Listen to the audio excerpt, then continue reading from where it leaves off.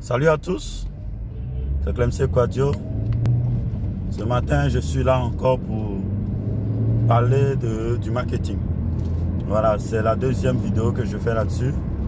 En réalité, mon but, c'est de faire comprendre un peu comment le marketing relationnel fonctionne et pourquoi c'est si puissant et si dynamique pour les deux parties. Quand je parle des deux parties, je parle des commerciaux, des vendeurs, et je parle également de l'entreprise elle-même qui utilise ce système pour vendre. Voilà. Vous devez savoir une chose, c'est que tout entrepreneur,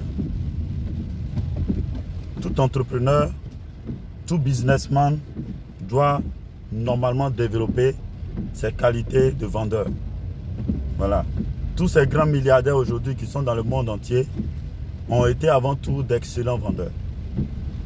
Parce que quelle que soit l'idée ingénieuse que tu as, quelle que soit l'invention que tu mets sur pied, si tu n'arrives pas à vendre, ça ne sert à rien. Ok? Et aujourd'hui, nombreux sont ces personnes-là qui veulent entreprendre. Qui veulent monter un petit business.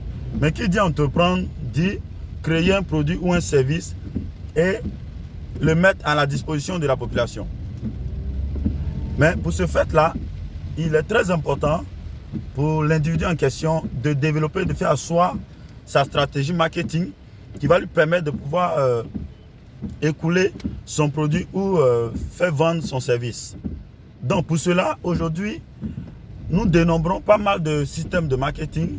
Et vous savez très bien que quand on parle de marketing, ce sont en réalité des stratégies, des techniques qu'on développe dans le but de pouvoir vendre plus. Voilà. Et c'est pourquoi, depuis belle lurette, avant qu'il y ait la télévision, qu'il y ait Internet, qu'il y ait, n'est-ce pas, ces systèmes de pancartes publicitaires et autres, comment est-ce que les gens faisaient pour vendre? Les gens se servaient simplement du bouche à oreille. Cette technique, cette vieille technique qui consiste pour une entreprise d'impliquer ses clients dans la promotion de ses produits. Voilà. Donc, le bouche à oreille date de très longtemps.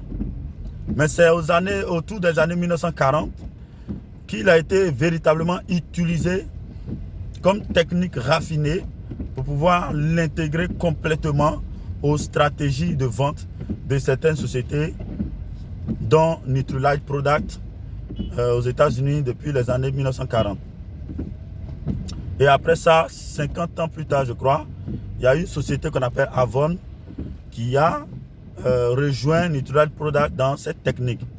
Voilà, ce que je dis souvent aux gens, c'est que le marketing relationnel, à côté du marketing traditionnel, à côté du marketing viral, à côté du marketing digital, du marketing direct, du marketing d'affiliation, ce sont des systèmes de vente.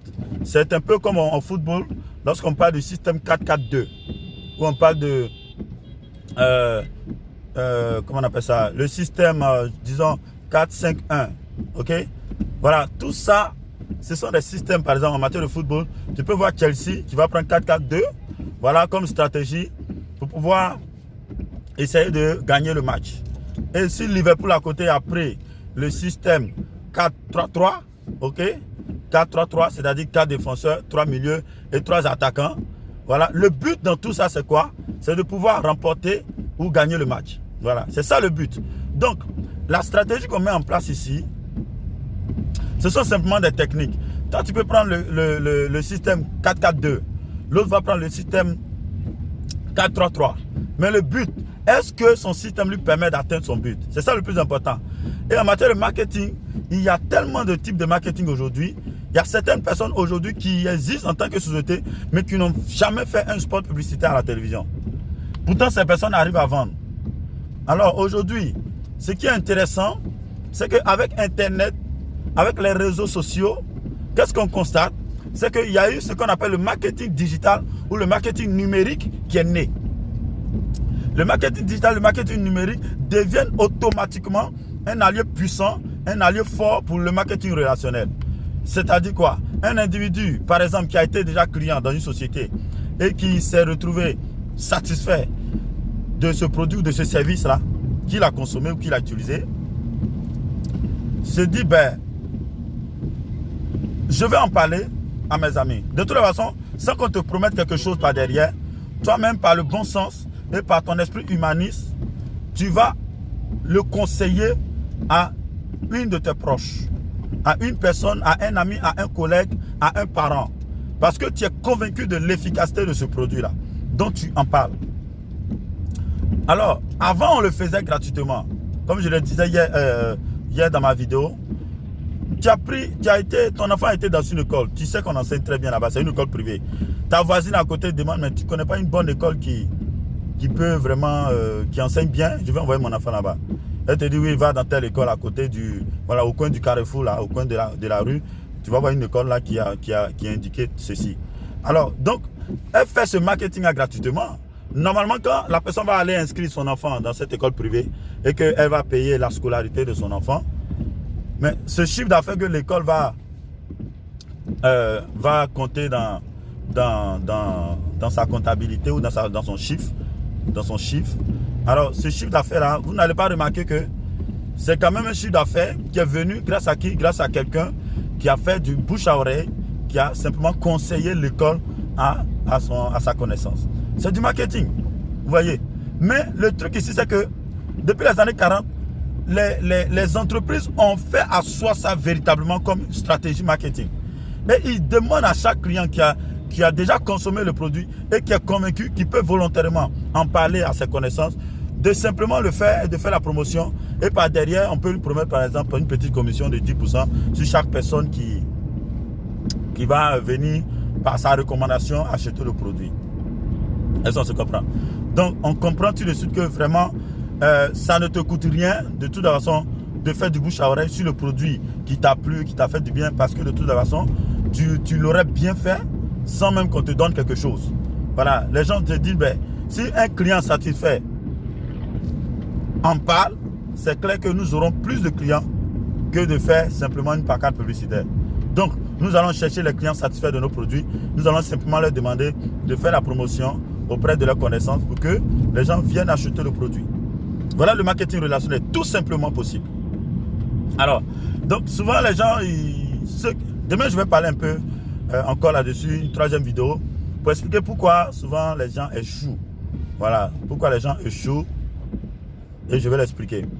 Donc, je vais m'arrêter là pour aujourd'hui. Je pense que la vidéo est déjà un peu longue. Voilà. Mais sachez simplement, voilà, non, je vais donner juste une petite idée encore. Désolé. Une petite idée. Vous prenez par exemple aujourd'hui les assurances, les compagnies d'assurance qui vendent des produits d'assurance. Voilà. Imaginez un instant qu'il y a une compagnie qui intègre ses clients dans la promotion de ses produits. C'est-à-dire quoi? Toi, tu es venu souscrire une assurance automobile. Ok, tu as un client et je te dis que si par ta recommandation, tu m'envoies un autre client, ok, je te paye 10% de commission sur sa prime qu'il va payer. De toute façon, il y a des commerciaux déjà sur le terrain qui vivent de ça. Voilà, qui essaient de promouvoir les produits d'une compagnie d'assurance bien déterminée et qui par derrière sont rémunérés au taux de commission sur les ventes. Donc, le commercial qui n'a pas vendu dans un mois bien déterminé n'aura rien. Ok? Il n'aura rien. Il ne vit que de ses commissions. Mais ici, ce qui serait intéressant, c'est que le marketing relationnel que la société ou la compagnie nationale va mettre en place, ce marketing va impliquer tous les clients même de la compagnie d'assurance à envoyer d'autres clients. Ok? Voilà. À envoyer d'autres clients. De toute façon, sans même leur promettre quelque chose, il y a certains clients qui ont déjà dirigé des amis ou des connaissances vers la compagnie d'assurance qui les assure. Est-ce que vous voyez un peu? Donc, en fait, c'est de ça qu'il s'agit. Donc, le marketing relationnel, c'est simplement impliquer les clients dans la promotion des produits qu'ils ont eux-mêmes appréciés, qu'ils ont eux-mêmes expérimentés et dont ils sont entièrement convaincus. C'est ça le marketing relationnel. Et demain, je vais expliquer un peu l'aspect duplication, l'effet de levier par derrière, qui fait que ceux qui embrassent ce secteur ou cette industrie-là ont maximum 5 ans de travail acharné pour pouvoir vraiment sortir la tête du lot et réaliser des rêves même qu'ils n'ont même pas imaginé. Donc je m'arrête là pour aujourd'hui.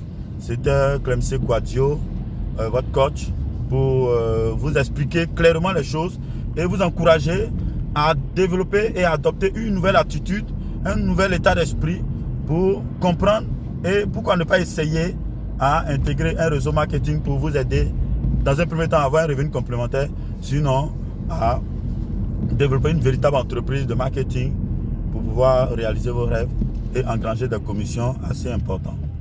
Donc, bonjour et je vous donne rendez-vous certainement demain pour la suite.